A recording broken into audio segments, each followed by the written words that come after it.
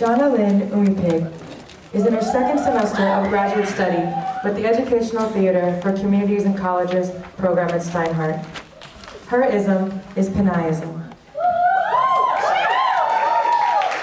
So, the piece that I'm going to be sharing with you guys tonight is just really an excerpt of what resulted of the ISM project for me. Through a series of interviews with 16 different women in our community as Filipino leaders, I developed a theater piece, and I'm going to share 6 of those voices with you guys tonight. This past weekend, I was able to share the piece with a number of women at the Babaylan Conference in Sonoma, the very first international Babaylan Conference. Babaylan meaning the spiritual leaders indigenously of the Philippines, who were warriors, healers, teachers, visionaries, and high priestesses. And so, for tonight, 6 voices will be heard from the leaders of our community today. And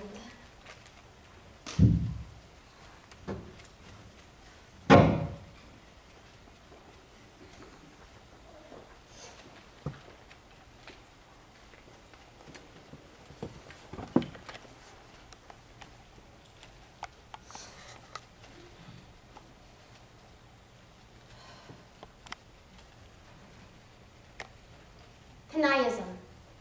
A Pinay is a woman of Filipino descent, a Filipina in America and/or a Filipina American.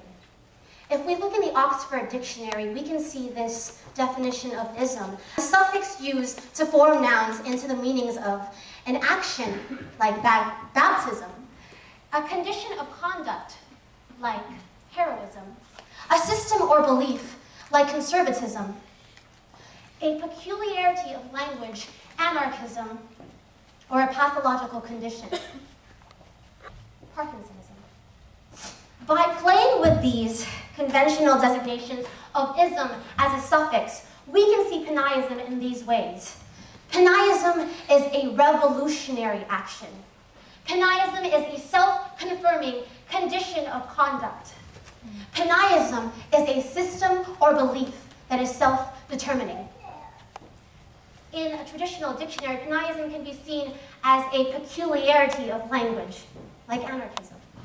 And by the opposition, colonizers, and by the colonized, Pinayism can be seen as a pathological condition. But you see, the thing is, Pinayism is a fluid concept, and it has the inherent ability to be changed, and also is an impetus for change. And the voices of the women that you will hear in this place of light are the change that we seek.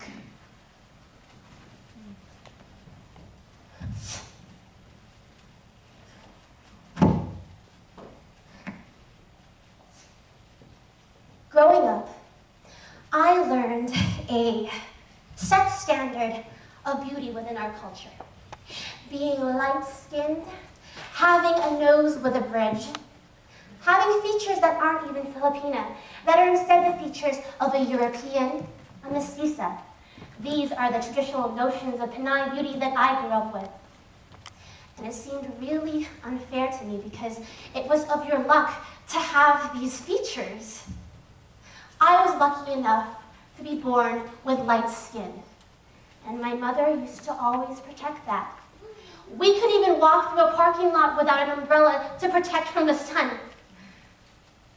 But I have a really flat nose, and I was always insecure about that when I was growing up. Because my nose was so flat and wide, my family made me pinch my nose so that it would get skinnier. Outside of my family, my ideas of Pinay beauty came from men. Mostly the idea that Filipinas are beautiful because they are sexy, because they are exotic. I went to a Marine Corps ball on a date, and all of his friends kept talking about how pretty I was, and how they wanted him to get them one of those Filipinas. Like I was one in a stock of Filipinas. Like they were talking about a piece of clothing or something like, oh yeah, I want me one of those nice shirts. I realized that I didn't appreciate the objectification.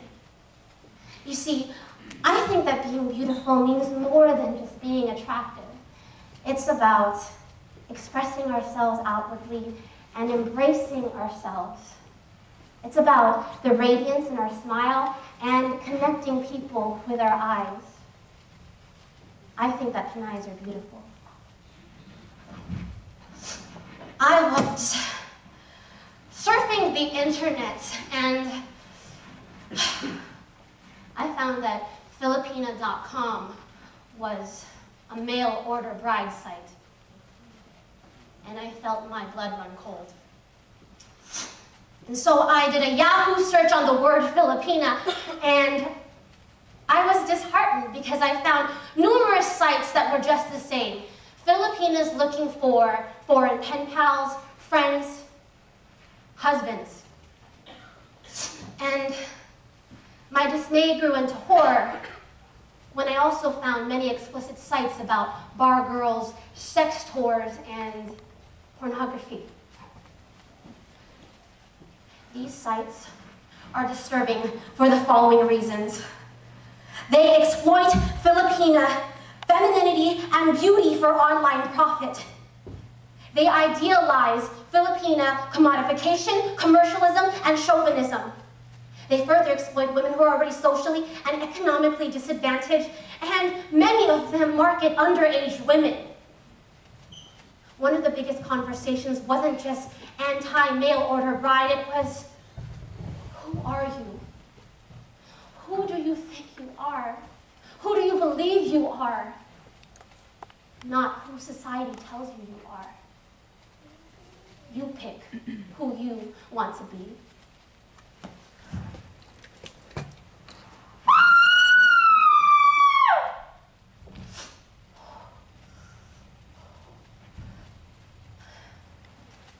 I was given an article written by Lynne, the founder of Gabriela Network, and it was talking about the military bases in the Vietnam War.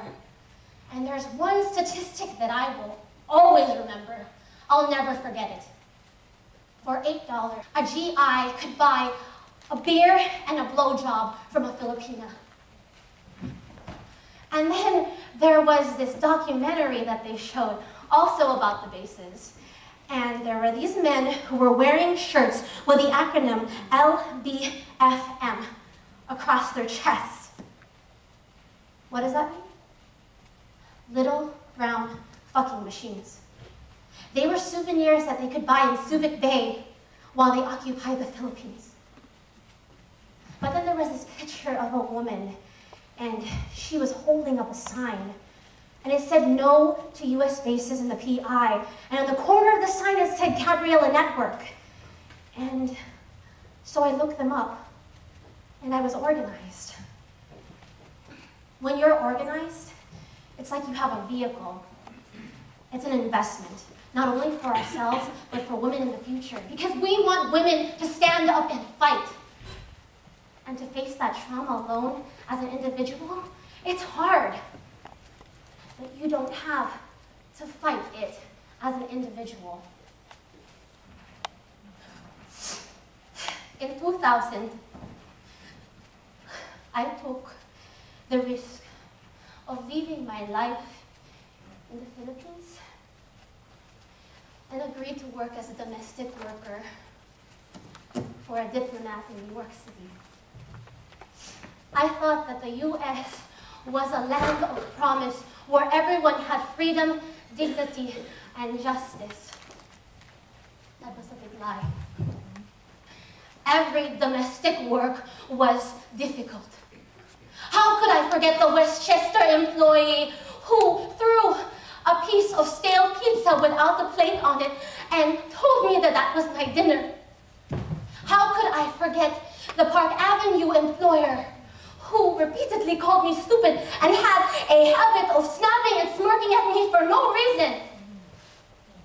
How could I forget the numerous times I had to resign from full-time housekeeping positions to avoid malicious sexual harassment from my male employers?